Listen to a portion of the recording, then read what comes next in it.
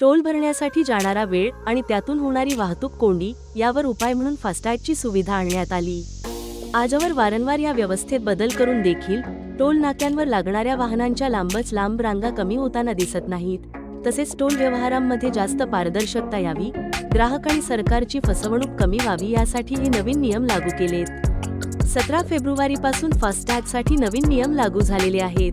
National payments corporation of India आणि ministry of road transport and highways यांनी फास्टॅगसाठीचे काही महत्त्वाचे नियम सुचवले आहेत। याबाबत नॅशनल पेमेंट्स कॉर्पोरेशन ऑफ इंडियाने नवीन फास्टॅग बॅलन्स व्हॅलिडेशनसाठीचे नियम जाहीर केले आहेत। जर तुम्ही ही फास्टॅग वापरत असाल तर हे नियम नेमके काय आहेत आणि दंड होऊ नये यासाठी नेमकी काय काळजी घ्यावी लागेल पाहूयात या व्हिडिओमधून। अनेकदा टोल येण्यापूर्वी अगदी शेवटच्या क्षणाला फास्टॅग रिचार्ज केला जातो, मात्र यापुढे तसं करता येणार नाही। फास्टॅगमधील अडचणींमुळे टोलवरील वाहनांच्या रांगा कमी करणे, टोल व्यवहार सुलभ करणे, फसवणूक रोखणे तसेच प्रवाशांना सुविधा उपलब्ध करून देण्यासाठी हा नवा नियम लागू करण्यात आला आहे। त्यामुळे आता दंड टाळण्यासाठी खाजगी वाहनांनी प्रवास करणाऱ्या प्रवाशांना आता फास्टॅग बाबतची अतिरिक्त काळजी घ्यावी लागणार आहे। आता समजून घेऊयात फास्टॅग बॅलन्स व्हॅलिडेशन बद्दलचे काय आहेत नवे नियम। नव्या नियमांनुसार फास्टॅग व्हाईटलिस्टेड किंवा ब्लॅकलिस्टेड असेल। नवीन नियमांनुसार जर तुमचे वाहन टोल बूथवर पोहोचण्यापूर्वी फास्टॅग 60 मिनिटांपेक्षा जास्त काळ ब्लॅकलिस्ट केला गेला असेल तर तो शेवटच्या क्षणी रिचार्ज करता येणार नाही। पण फास्टॅग स्कॅन करण्याचा प्रयत्न केल्यानंतर 10 मिनिटांच्या आत फास्टॅग रिचार्ज केल्यास युजरला टोल शुल्क भरता येणार आहे। अशा परिस्थितीत दंड टाळता येणार आहे।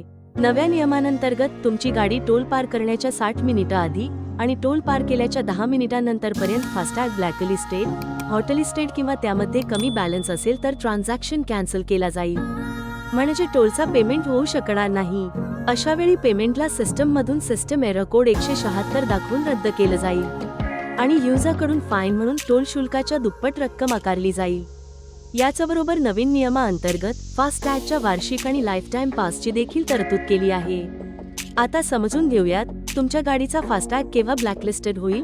जर फास्टॅगमध्ये अपुरा बॅलन्स KYC झाली नसेल किंवा RTO रेकॉर्ड्सनुसार वाहन नोंदणी तपशिलांमध्ये तफावत आढळली तर तो ब्लॅकलिस्ट केला जाईल।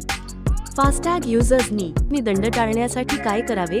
प्रवासाला सुरुवात करण्यापूर्वी फास्टॅगमध्ये पुरेसा बॅलन्स आहे की नाही तो चेक करावा। ब्लॅकलिस्टिंग टाळण्यासाठी KYC नियमितपणे अपडेट करा। फास्टॅग अकाउंट ॲक्टिव्हेट आहे की नाही ते चेक करावे।